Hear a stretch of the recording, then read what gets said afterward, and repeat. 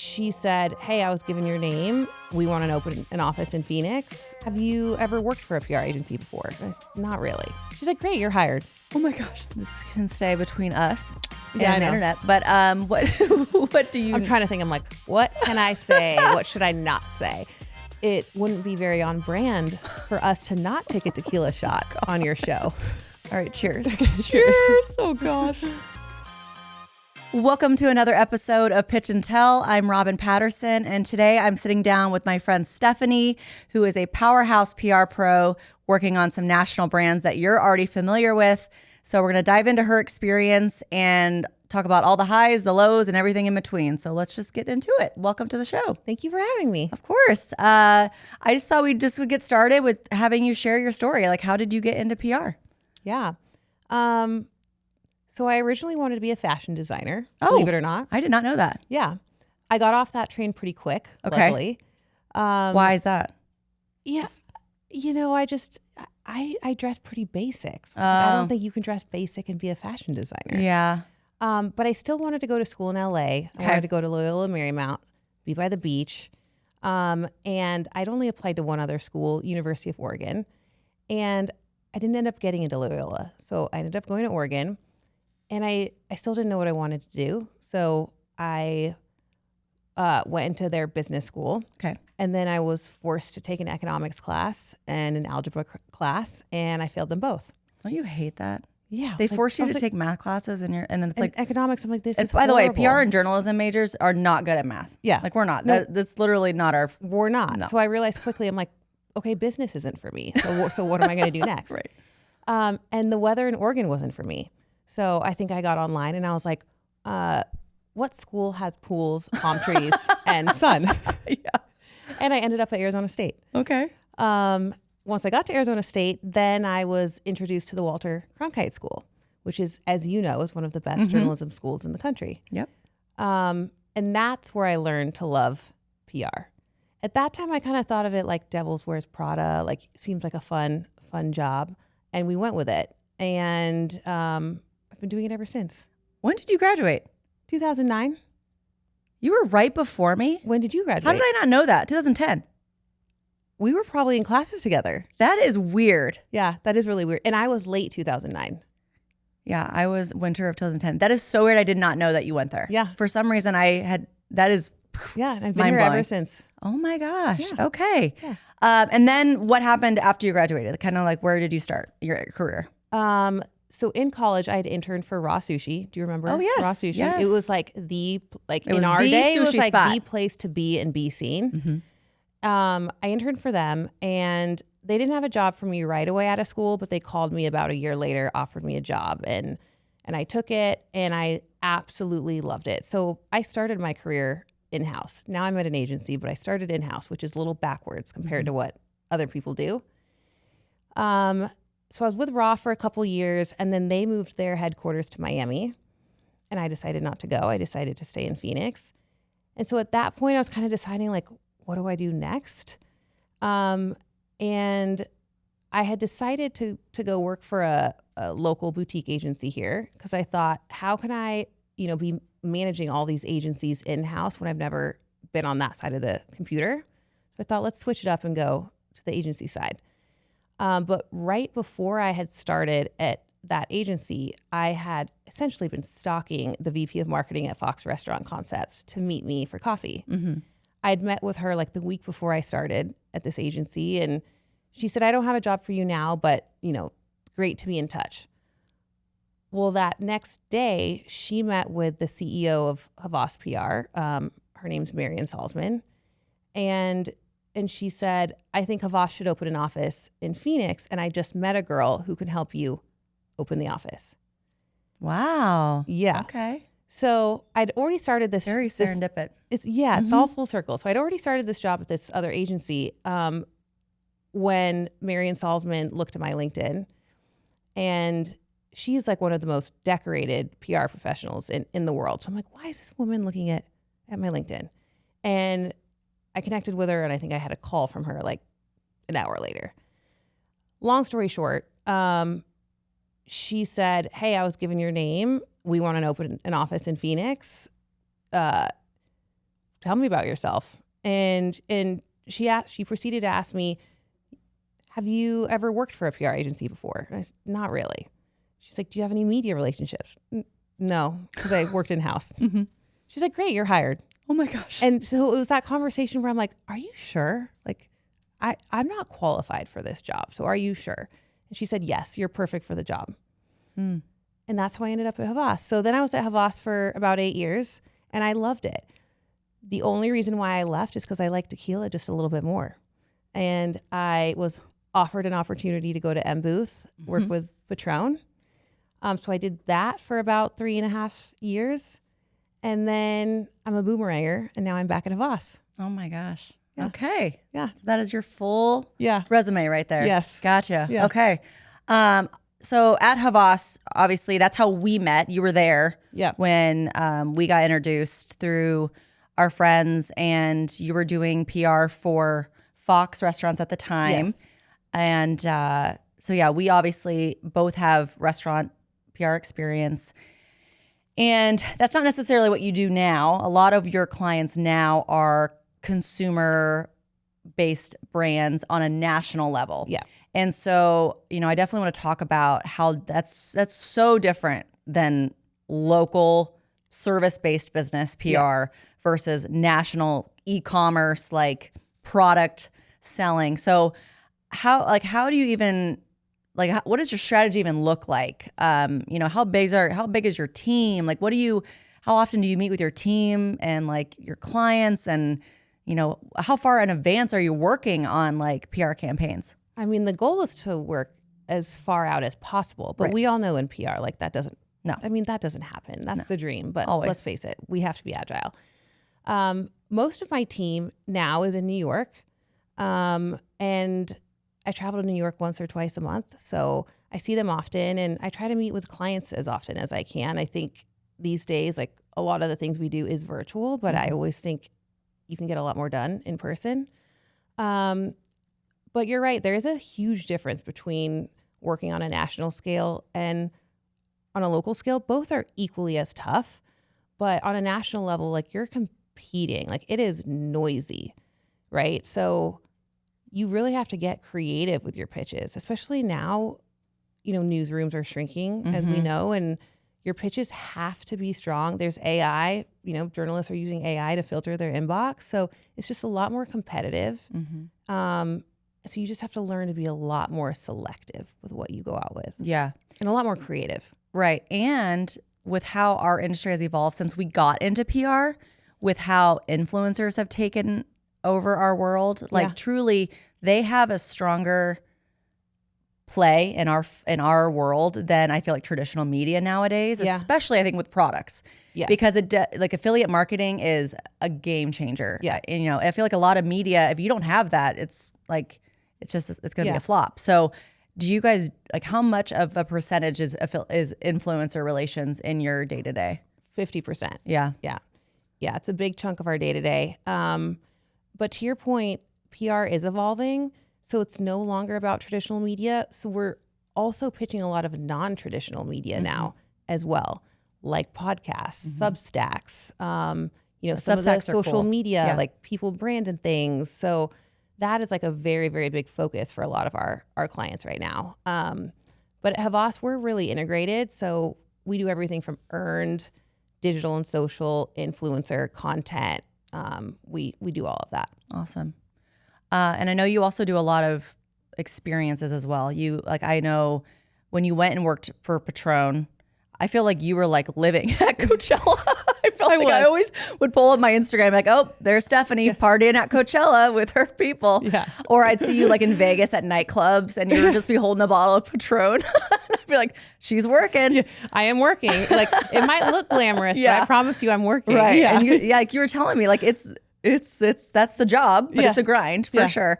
And it's what's so funny about our job. It's like behind the scenes. It's like it looks like we're not working. Yeah, but it looked like I was drinking a lot of tequila. Let me tell you. But I promise I was working. Yeah, and we have to talk about one of the funniest stories with Patron, because I feel like one of our friends who literally introduced us, her bachelorette party about 1.5 years ago. like we show up in Vegas and I feel like it was like sponsored by Patron because of you. Like we show up in the hotel room and like everything's Patron. I feel like I like walked in and I was like, oh, okay. And you had like all these like little shot glasses. I mean, there was like 20. Yeah. Because there was like 20 girls, right? Yeah, there's a lot. And they sat there like all weekend, like no one touched them. And then the final night came around and me and you were like, we gotta get these open. That too. We went like a full day and a half with no one touching the tequila bottles. Yeah, it was like, weird. Are we okay? I know, it's like it's or is everyone else okay? Yeah, it was sitting right there. And so we were like, let's get the party started. So we like opened one and did one and like no one else did them. So I feel like me and you drank all of them in a span of like an hour. Am I wrong? I think you're pretty close. Okay. Yeah. Yes. But I remember I kept telling you, I'm like, they're additive free. Yeah, it's you're just fine. 3 ingredients. Like, we're fine. Yeah, we're fine. It's good. It's good for you, you know? But anyways, yeah. And I just feel like that's such a fun account to work on. And I feel like people don't assume a tequila like that has a PR person behind it. You know what I mean? Because it's just such a big brand. People see it in the stores. People see it on social. Like they're just probably not assuming that someone's actively working to push it out there on a consistent basis outside of traditional marketing. You know what I mean? Yeah. So I think it's pretty cool. Well, it kind of goes back to it being noisy out there, right? Like we would be a part of all these cultural events like Coachella, Stagecoach, F1. We did Heidi Klum, Halloween. And there's a lot of competitors who are at these cultural moments too, right? So it taught me a lot in terms of like, how do we break through? Like, how are we seen? Like, how do we stand out? Because everybody else is there and being seen too in the same way. Yeah. So, yeah, it was definitely it taught me a lot. Yeah. And how do you like stand out compared to a competitor? Like, how would you take that? Like, seeing a competitor and be like, okay, like, is it just creative ideas? Like, how do you take that and you know deliver? I think it just depends on the goal, and we've had different goals year after year. So like one year the goal was to do something like big and creative, right? But the next year it was all about like winning share of voice and getting, you know, mass impressions and getting bottles into the hands of all the right people, influencers, media, etc. So it just kind of depended on the goal for that year. Okay.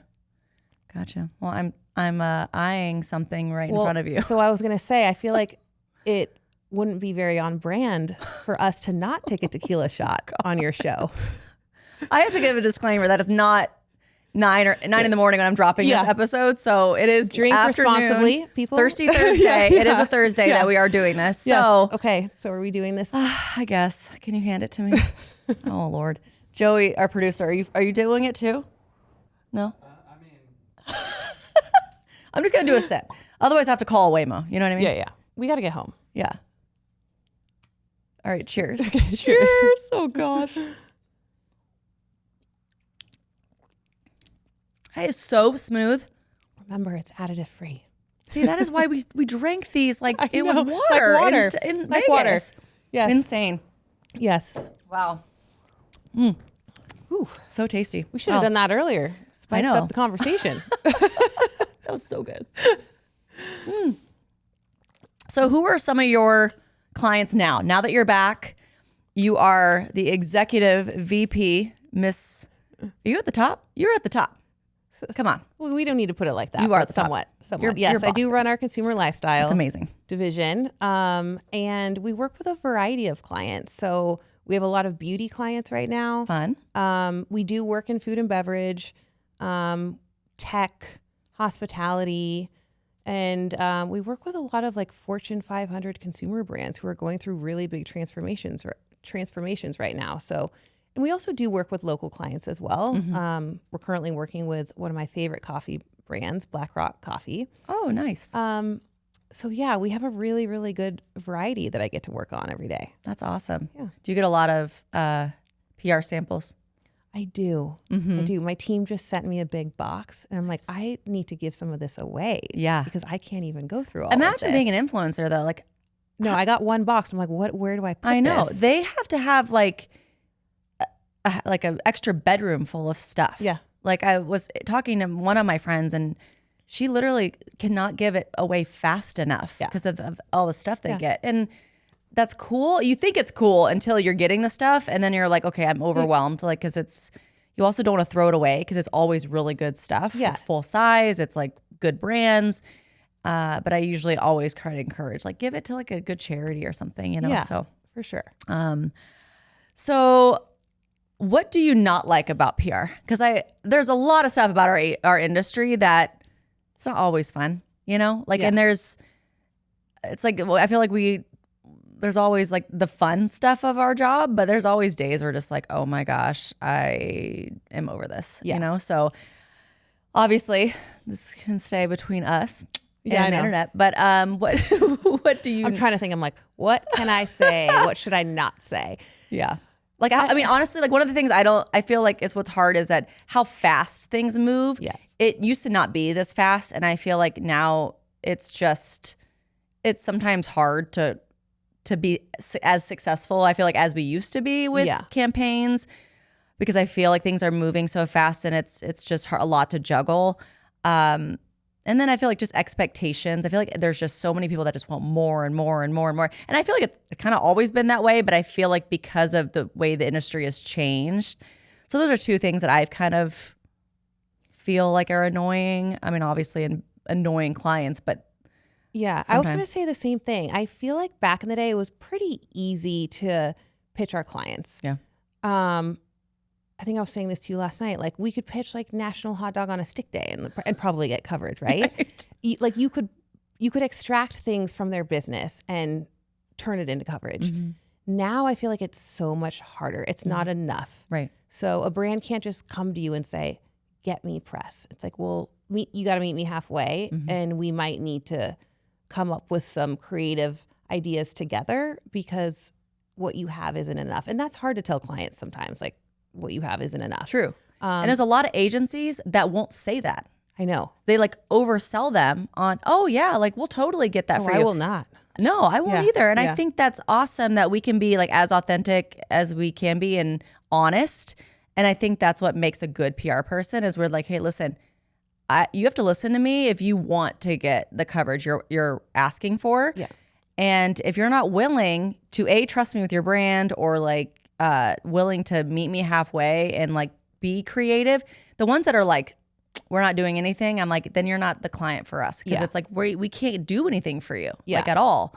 And so that's just kind of and sometimes good PR takes time. It does take time. And that's really hard to explain to clients. We'll have clients sign on and say, you have 30 days to get us, coverage. And it doesn't always work like that. Sometimes it can take 3 months, 6 months. Unrealistic. I'm very big on like quality over quantity these days. So that's another challenge is like just navigating, clients who want mass impressions and mass coverage. And it's hard to do that these days, unless you're like a Stanley or a Gap or, some of these bigger brands that are always getting covered. Right. Or like a celebrity. Like I have my friend's husband does celebrity PR. And I feel like if you rep a big enough celebrity, I feel like that's got to be somewhat easy. Like you can probably just throw out their name and be like, hey, they'll talk about this or, I'd be like, but at the same time, I feel like it's a lot. Yeah. It's a lot for sure. Where do you foresee like our industry going in the next like 5 to 10 years? Like I don't really know. I feel like with AI, it's wild. Like I've touched on this in a couple episodes. Like I don't think AI will truly take away our jobs because I think you always need the relations part of our job. And I don't think AI can replicate that part. They can obviously find the contacts, they can send them the emails, but if they don't have that relationship, it's not going to be as easy for a lot of people. Yeah. And so I think that's where I'm like, they're still going to need certain people to do the job, but I don't know, like where do you see kind of our industry heading? It's like you said, I don't know. Yeah. And there is all this talk about PR dying. It is certainly not dying. I think PR is critical. It's just evolving, and it is evolving so fast. Like PR today versus when we started, I won't say how long ago because it will age us, but it's wildly different. Mm-hmm. Press releases I'd like to say they were they're being dead. faxed still. I still They were write being them. faxed still. Never mind. I still write them. I still write them, but I don't like them. I do too. I use them as like a backgrounder. Yeah. Like as like, okay, if someone's going to request more info, here's the press release. Yeah. You know what I mean? But yeah. Press releases, like SMTs, you know, all of that. It's like, those things are dying a little bit. For sure. We still need them in our toolkit, but they're dying. And so it's things like the non-traditional media, right? It's thinking about like how to reach Gen Z. It's taking a more integrated approach. Whereas like before, I feel like we just kind of pitched and that was enough. And now it's not. So you have to think about like what other tactics do you have to bring in to move the needle. Yeah, that's a good point. I mean, the generations are all so different. You know, you look at millennials with how they take in information, and then Gen Z, and I'm sure the next generation, which is Gen Y. Help us out. Do we know? Do we know the generation? Alpha. Alpha. Okay. Alpha. Anyways, so like I just know that they will all be so different with how they take in information. So it's going to be interesting that we'll have to alter, because obviously I feel like we know as millennials know how to talk to millennials and pitch to millennials as far as our stories go. Yeah. And so it's nice because on my team, I do have 2 Gen Xers. So it's nice to have their opinions and their takes on things, but it's going to be interesting to see how just the way our industry kind of shifts a little bit. I agree. Any other like fun memories from your career that you want to share? Or? I mean, aside from, who were you partying with in Vegas? Like with Patron? Were you like with like? Well, when I started with Patron, like one of the first events I did was to launch Patron El Alto. Yes. Who was that? Missy Elliott? Yeah, we were at Zook in Vegas, and Missy Elliott did a surprise performance. So we hosted a group of media, launched that product there, and Missy Elliott came out. That's awesome. Yeah, and so that was like one of the first events I did, which was really exciting.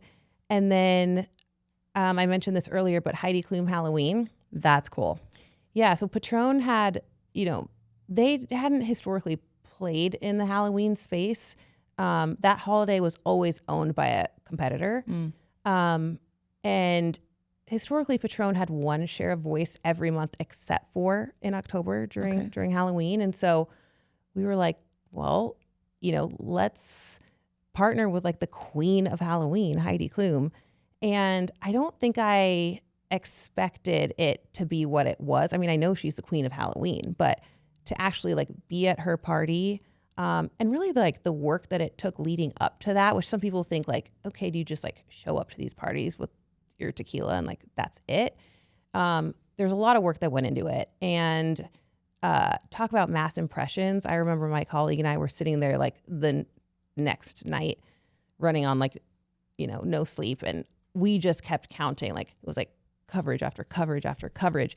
And then the visual storytelling from that was incredible too, because our branding was everywhere behind her. So that was like probably one of the highlights of my career. Like, yes, it's a party, but it did so much for the brand. Yeah. Did you dress up? We'll save that for another time. Tell me off camera. No. I have to know. No. We did. We dressed up as Adam's family. Okay. Yeah. Okay. Yeah. Awesome. It was a last minute. That's awesome. Well, I always kind of end every episode with how you describe PR, because I feel like everyone has their own way of sharing what it is. And so I would love for you to share like your how you describe PR to people. So I think I watched one of your episodes and you even said that you fumble this question often. Mm-hmm. Yeah. And I feel like this question is kind of like the question that I always get. That's like, what does your day look like? Yeah. Like, what do you do for a living? You're I don't fucking know. I'm like, I don't know. I don't know what I'm going to do this afternoon. I don't know. Oh, that's true. I don't know. Yeah. So I think that's a really hard question. And I think that a lot of people look at PR as just getting media coverage and like managing crisis. But for me, it's about like shaping culture. Mm-hmm. Like PR is not about just telling your story just to tell it. I think it's about like placing your story and your ideas like where conversations are already happening or maybe like, you know, changing course of that conversation and saying something else. So again, like if PR is really like working at its very best, then it's about just cutting through the noise. Mm-hmm. I love that. Yeah. Very cool. Bravo. Must be the tequila talking. It must be. I knew PR was fun. Yeah, it really is. It's such a fun industry. And I'm glad it brought us together. And hopefully we can find some ways we can work together. Yeah. It's I love watching you. I love watching your success. Oh, thank you. Yeah. Appreciate it.